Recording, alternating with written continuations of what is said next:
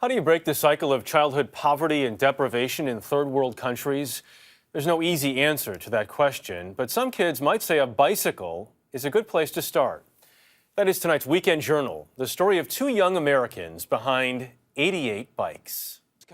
Writer and filmmaker Dan Austin is one of New York's all-time bicycle delivery guys. There are a lot of kids out there that could use a bike. After a 2007 cycling vacation in Cambodia with his brother, Austin decided they should give their bikes away to a local orphanage. We realized that, 88 kids lived at the orphanage, which meant that 86 kids would feel pretty left out. So we didn't want that to happen. They frantically Facebooked and emailed just about everyone they knew.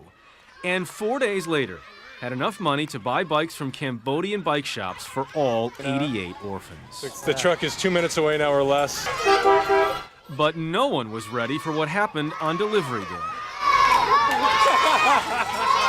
It was like the tsunami of happiness. It's like I'd never seen anything like it. We were sitting in the midst of these kids, and they all were going nuts. And you realize then, we got to do it more. I think the seeds were planted, yeah. 88 Bikes was born.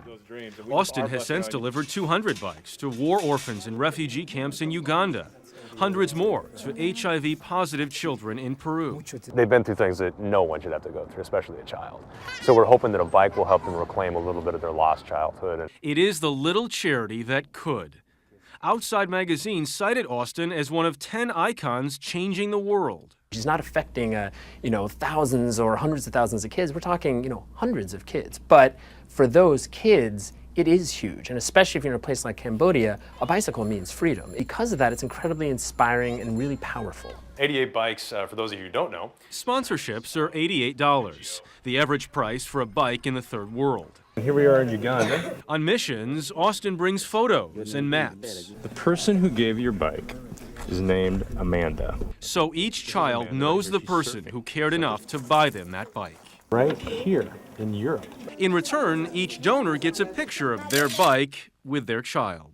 We really feel strong with it. You connect people across the world like this, and that is at the root of what 88 Bikes is about, this one-to-one connection. Is this one of the orphanages we thought that might work really well for a bike shop? This summer, a major expansion.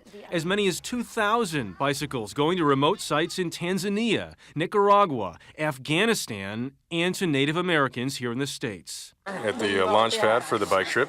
But first, Austin and his brother did something nostalgic for themselves.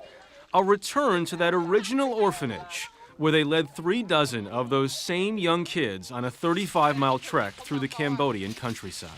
Having these sort of journeys where you really connect with the world and yourself. First time ride bike in countryside like this? And maybe do some good along the way. 2 wheels at a time.